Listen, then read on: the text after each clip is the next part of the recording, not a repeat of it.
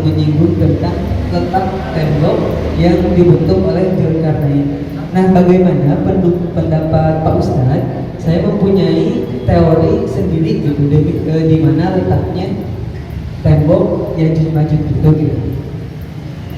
Yaitu letaknya di benua es Antartika gitu.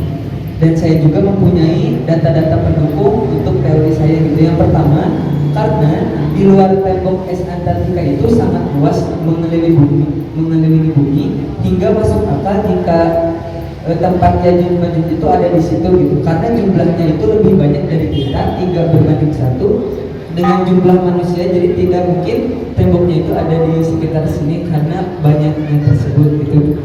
Data yang kedua yaitu setiap hari Yajuj Majuj itu menggali tembok lalu pulang dan besoknya lubang di tembok itu menutup kembali. Nah, masuk akal jika itu adalah dinding es yang ada di Antartika karena es sifatnya mencair lalu bisa membeku kembali dengan cepat gitu, karena suhu di Antartika sangat tinggi dan sangat mungkin jika sekarang itu berlubang dan ketika besok bisa menutup kembali gitu. Yang ketiga, salah satu tanda kiamat yaitu dilanda kekeringan dan masuk akal jika munculnya Yajuj Majuj berbarengan dengan cairnya tembok es Antartika itu tersebut. Bagaimana pendapat Bapak mengenai teori saya letaknya tembok Yajuj Majuj? Terima kasih Bapak. Ini pertanyaan mahasiswa ya. Jadi kalau mahasiswa pantas kalau yang pertanyaan seperti itu. Jadi ibu-ibu sekalian, yang namanya bertanya ilmu itu bukannya sekedar bertanya ya, bukan hanya sekedar apa dan di mana mengapa, tapi pertanyaan ilmu itu mengkonfirmasikan hasil bacaan dan pengalaman pengetahuan kita dengan apa yang disampaikan oleh guru. Itu pertanyaan ilmu. Jadi menghubungkan antara teori dengan teori. Tadi saya menyampaikan teori bahwa benteng Zulkarnain itu menurut salah seorang arkeolog itu diperkirakan, ini masih diperkirakan, yang namanya ilmu itu diperkirakan di daerah Georgia ya, atau di daerah Rusia. Itu masih perkiraan. Artinya apa? Artinya yang namanya perkiraan itu masih perlu juga dibuktikan dengan penelitian yang lain. Jadi bisa saja teori ini bisa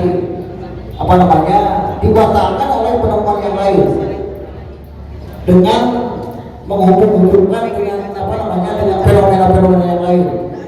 Misalnya tentang tadi Yajuj itu setiap hari melubangi tembok itu. Tapi setelah mereka melubangi kemudian menutup lagi. Ini dihubungkan dengan teori fisika ya. Yang namanya es itu kan bisa cair, bisa padat kan gitu.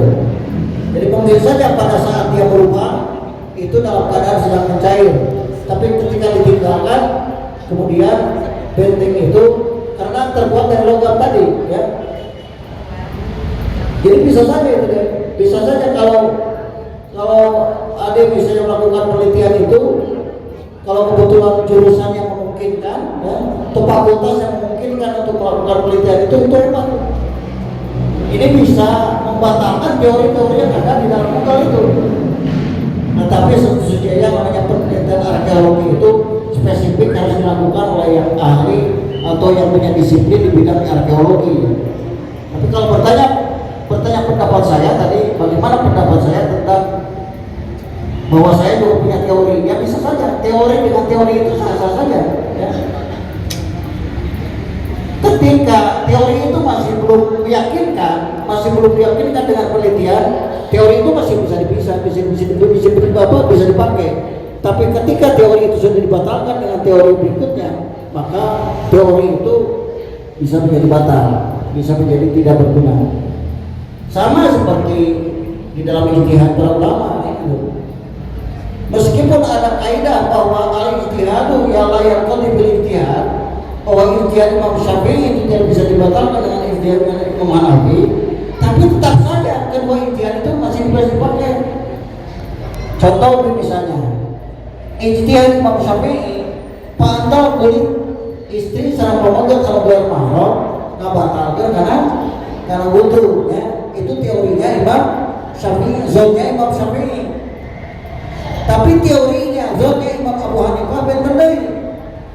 Imam Abu Hanifah tidak membatalkan. Pantal kulit orang makhluk tak batalkan karena wudu. Tetapi teorinya Imam Abu Hanifah itu membatalkan pendapatnya Imam Syafi'i. Pendapat Imam Syafi'i oke itu membatalkan dengan pendapat Imam Abu Hanifah. Jadi sadayana tiasa dianggo pada batal mana, pada itu batal mana. Kayak apa namanya pendapat. Nah makanya gitu. Soal Imam Syafi'i kita soal hadis bahwa madhabi upami anjeun menakan hadis anu sahih maka mazhab kaula eta hadis anu sahih. Ya. Oh anu itu menjadi tepungu batal jadi batal. Aya batal, aya teu batal. Mulai jadi tepungu itu berpegang mazhab teh. Tapi itu masalahna supados tartib, supados katingalina tartib dina berharap mazhab teh kedah linier ya kedah runtut. Upami bade nyana pendapat Abu Hanifah anu teu ngabatalkeun kana wudu pantang kulit teh wudu na ge kedah ngangge wudu Imam Abu Hanifah. Ulang licik ari wudu na Imam Syafi'i, mazhab Syafi'i ari batalna Imam Abu Hanifah teh eta teu ngajalur namina begitu. Hiji ari wudu na Imam Abu Hanifah rukunna. Sabaraha rukun wudu Imam Abu Hanifah? Nah, opat teu aya niat tartib teu aya. Atau sing usap beuneu terus pandangan, terus usap rambut, terus kaki atau cukup sakitu. Tah kedah eta upami bade teu batal. Upami bade batal mah kanggo wudu lain Imam Syafi'i we. Teu sapertos kitu. Gambarannya teori dengan teori itu tidak saling membatalkan, tidak saling menegasikan, tapi kedua teori itu masih biasa digunakan. Makanya didinya nikmat beragama Islam teh. Ya, luas orang beragama Islam teh dia terbiasa.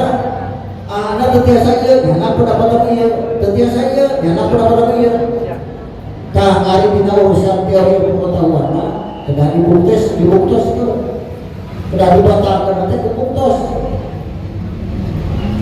Nah, hanya di atas segalanya maka ini harus kembali kepada persoalan gaib ya. Jadi Ya'juj wa Ma'juj dan Dajjal itu bagi kita masih merupakan persoalan gaib. Gaib teh anu teu katinggal, anu teu katingali, anu teu kakuping, anu teu kapikir. Malah teu kapikir urang teh mah aya jelema raksasa jong teuing kan gitu. Aya jelema gede-gede teuing. Pati kamarkeun cepet ke langit Dajjal teh, janggungna teh. Iya. Nah jadi usaha ilmu gaib urang parantos di pasien pacun ku Allah jamin utak eta alladzina yu'minuna bil ghaib, orang-orang yang percaya kepada perkara-perkara gaib. Tapi bukan berarti menutup kemungkinan untuk diteliti. Sebab setiap informasi atau kisah yang ada dalam Al-Quran itu bisa dibuktikan secara ilmiah. Seperti gua Ashabul Kahfi misalnya, pernah kayaknya. Siapa yang pernah ke gua Ashabul Kahfi? Nonton sebentar. Biasa langsung kayak paket turutnya, ayat gua Ashabul Kahfi. Terus mana? Ayat Ashabul Kahfi di mana? Terus ayat? Di mana?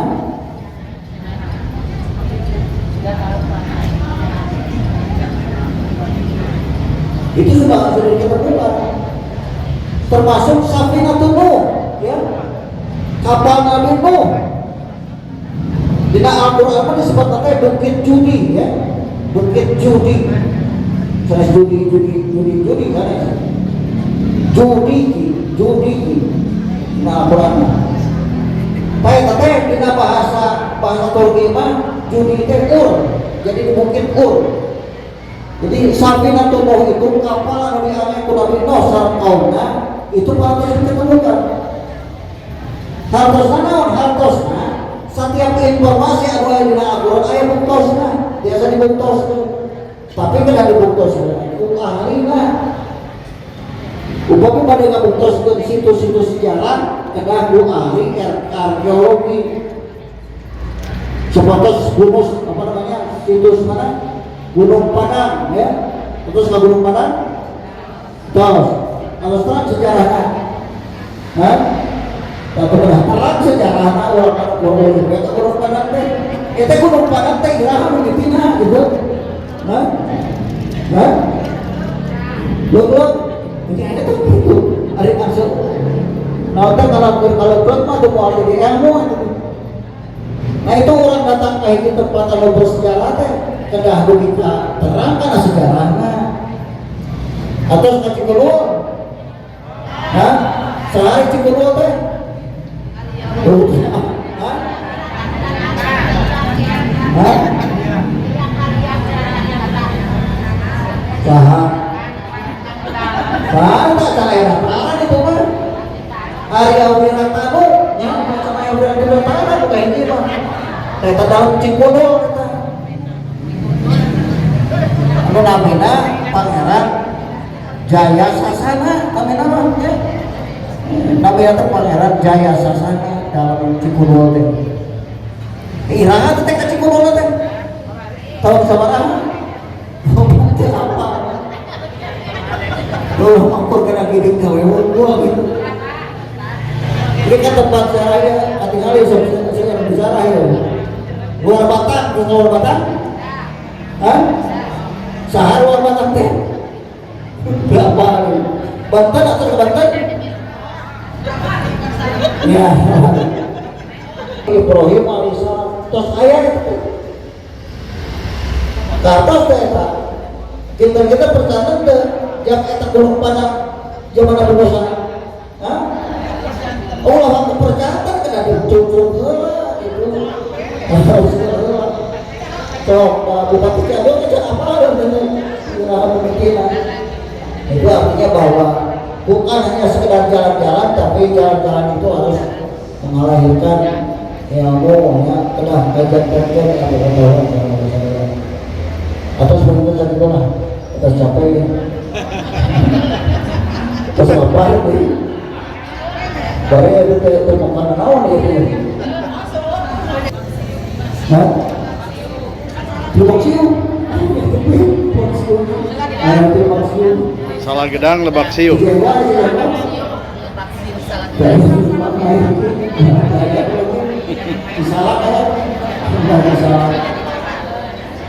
Ereng. Iya, tetelar. Gudang. Mudah-mudahan ia dengan wasilah silaturahim antara jamaah ngabar sareng jamaah pedagang ngabar. Kaya mudah-mudahan anu ayeuna akan berdagangan biasa tertarik pengusaha ngabar. Itu kumargi ngabar mah teu di tempat. Jadi tempat mah insiden dewe mana we masjid anu bade nyangat anu bade nyiap nubuhan gitu. Jadi dia harusnya ya jamaah bila mau siap nanti jamaah kabar di mana di area di Cisalak. Insya Allah siap pagi kabar mah prinsip kabar mah dakwah jemput bola. Jadi sanes dongkap ka Cianjur, tapi orang Cianjur terongkap lah. Berdoa langsung, ini pasti doa. Nah itulah yang bisa disampaikan. Yang berkenaan dengan Dajjal dan Ya'juj Ma'juj. Yang pertama kesimpulannya bahwa Allah. Kemudian yang kedua, Dajjal dan Ya'juj Ma'juj itu sekarang sudah ada ya. Ya'juj Ma'juj itu masih dikerangkeng, masih disekap oleh Allah Subhanahu wa taala di dalam benteng Zulkarnain yang tadi disebut satu teori di daratan Rusia, Uzbekistan dan lain-lain. Sedangkan Dajjal itu di sebuah pulau di wilayah negeri Republik Yaman, namanya Pulau Socotra. Di Pulau Socotra. Itu akhirnya menuju ayat di Jawa dalam keadaan tidak berdaya, tidak bisa apa-apa. Nanti pada saatnya baik Ya'juj maupun Dajjal itu akan dikeluarkan oleh Allah Subhanahu wa taala pada saat terutama ketika orang-orang yang beriman sudah tidak ada. Lalu kenapa orang-orang yang beriman sudah tidak ada? Karena nanti sebelum turunnya Dajjal dan Ya'juj Ma'juj itu ada Allah menurunkan yang disebut dengan dukhon, ya. Dukhon itu asap yang sangat pekat, kabut yang sangat pekat yang berisi radioaktif yang luar biasa, sehingga orang yang menghirup radioaktif itu langsung meninggal. Ini dalam rangka Allah mematikan orang-orang yang beriman secara massal, ya, sama seperti COVID begitu ya. Jadi ketika orang menghirup udara yang disebut dengan dukhon itu langsung meninggal. Ini dalam rangka mematikan orang-orang yang beriman supaya tidak pernah bertemu dengan Dajjal dan Ya'juj Ma'juj. Jadi bisa dipastikan kita dan mudah-mudahan juga anak cucu kita, keturunan kita ini dimatikan dulu sebelum bertemu dengan Dajjal. Kenapa? Karena setiap orang yang beriman bertemu dengan Dajjal itu tidak akan bisa menjaga keimanannya, ya. Tidak akan ada orang yang mempertahankan keimanannya ketika bertemu dengan Dajjal, karena Dajjal itu hampir seperti Tuhan, ya. Dia bisa menghidupkan, dia bisa menurunkan hujan, dia bisa membuat keadaan menjadi kemarau seketika, dia bisa menjadikan tanah menjadi subur, sama seperti Tuhan, ya. Tetapi itu adalah ujian bagi orang-orang yang beriman. Makanya kita dituntut oleh Rasulullah sebelum kita mengakhiri sholat harus membaca doa Allahumma inni mengasasakan Allahumma inni a'udzubika min adzabil qabri wa min adzabil nari wa min fitnatil mahya wal mamati wa min fitnatil masiihid dajjal. Subhanallahumma wa bihamdika asyhadu an la ilaha illa anta astaghfiruka wa atubu ilaik. Allahumma shalli ala sayyidina habibina wa syafi'ina wa maulana Muhammad wa sallim ala jalil ta'ala syaratina sallallahu alaihi wa sallam. Bismillahirrahmanirrahim. Alhamdulillahirabbil alamin. Alhamdulillahi hamdan majidan. Allahumma ta'ala aja. Kami kami dijadikan sebagai orang bersyukur. Allahumma ja'alna man hadhihi wa mahfuma wa taj'alna man masyhur. Ya Allah, jadikanlah pertemuan dan perkumpulan kami saat ini menjadi pertemuan dan perkumpulan yang penuh dengan rahmat-Mu ya Allah. Amin. Dan jadikanlah perpisahan kami setelah bubar dari perkumpulan ini perpisahan yang senantiasa Kau lindungi dari hal-hal yang berbau maksiat kepada-Mu ya Allah. Ya Rabbana, ampunilah segala dosa dan kesalahan kami, ampuni segala kekurangan kami, ampuni segala ketidaksempurnaan kami dalam menjalankan taat kepada Allah. Lalu jauhkanlah kami dari keburukan dan perkara-perkara yang buruk. Dekatkanlah kami kepada kebaikan dan dengan yang baik-baik. Rabbana atina fid dunya hasanah